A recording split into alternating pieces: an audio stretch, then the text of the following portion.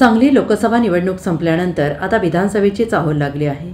या अनुषंगाने सांगली विधानसभेच्या दिग्गज नेत्या जयश्रीताई मदनभाऊ पाटील यांनी काँग्रेस प्रदेशाध्यक्ष नाना पटोले यांची भेट घेतल्याचं जयश्रीताई मदनभाऊ पाटील यांनी सांगितलं आहे। या भेटीदरम्यान आम्ही सांगली विधानसभा ही उमेदवारी आम्हाला मिळावी अशी मागणी केली आहे।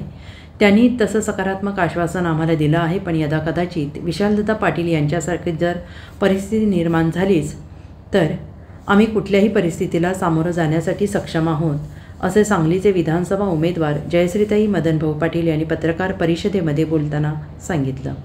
बहुसंख्य काँग्रेस नगरसेवक आमच्यासोबत असल्याचं ते बोलत होते। यावेळी माजी नगरसेवक संतोष पाटील, आनंद लेंगरे, शीतल लोंढे आणि इतर मान्यवर उपस्थित होते।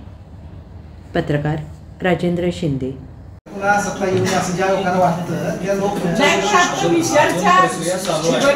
अजून प्रक्रिया चालू आहे आणि विशालच्या बाबतीत जे घडलं, जनतेने कोणाला साथ दिली आहे तुम्हाला सगळ्यांना माहिती आहे। पक्ष पण त्या पद्धतीने विचार करून निर्णय घेईल। नाही, मेरिटवरती निर्णय झाले पाहिजेत। मागच्या वेळेला झालं नाही, मेरिटवर मागच्या वेळी पण निर्णय झाला नाही आणि यावेळी सुद्धा होईल अशी अपेक्षा जास्त ठेवण्यात काही अर्थ नाही असं आमचं कार्यकर्त्यांचं मत आहे। नेत्यांनी पक्षाकडे पॉझिटिव्हली मागणी केलेली आहे, पक्षानं ग्रीन सिग्नल दिलेला आहे, तुम्ही कामात राहा असं नाना पाटोलेंनी आमच्या समोर वैदिक साहेबांना सांगितलेलं आहे। जर तशी अडचण असते त्यांनी सांगितलं असतं की तुम्ही थांबा म्हणून। याचा अर्थ पक्षाने इथला निर्णय घेतलेला नाही आहे, त्यामुळं तिकीट मिळायची दारं आमच्यासाठी खुली आहेत। तिकीट निश्चित मिळेल आणि नाही मिळालं तर तिकिटासह अथवा तिकिटाशिवाय लढायची वहिनींची आणि आमच्या सर्व कार्यकर्त्यांची तयारी आहे। सांगली जी काय पोरकी झालेली आहे त्या सांगलीला पुन्हा मदनमोहनची छाया, मदनमोहनचा आसरा याची गरज आहे आणि ती वहिनीच्या रूपाने आम्ही सर्वजण पाहतोय। त्यामुळे निश्चितच वहिनी उभारतील आणि तुमच्या सर्वांच्या आशीर्वादाने वहिनी निवडून येईल। 100% अपेक्षा राहिलं जरा दादा हे अशा प्रश्नाचे बोलून दे जरा प्रश्न रिपीट करा। तुम्ही उत्तर द्या। किती नगरसेवक तुमच्या सोबत आहे? पहिला तो प्रश्न सांगा। किती नगरसेवक आमच्या सोबत आहेत आणि बाळासाहेब सुद्धा आमच्या बरोबर आहेत। राहतील अपक्ष राहिले तरी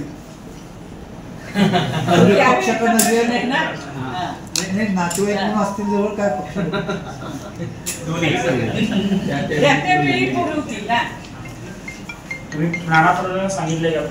प्रदेशाध्यक्ष नानाभाऊ पटोले यांची मी माझ्याबरोबर प्रशांत पाटील, कैयूम पटवेगार, संतोष पाटील तसेच अजित सूर्यवंशी अशा आम्ही सगळ्यांनी भेट घेतली आणि आमच्या काँग्रेसच्या उमेदवारीची मागणी केली आणि निश्चितपणे त्यांनी आम्हाला चांगला प्रतिसाद दिला आणि अजून आपल्या इथली काँग्रेसची उमेदवारी ही निश्चित झालेली नाही आणि नक्कीच योग्य तो निर्णय घेतला जाईल असं आम्हाला आश्वासन देण्यात आलं।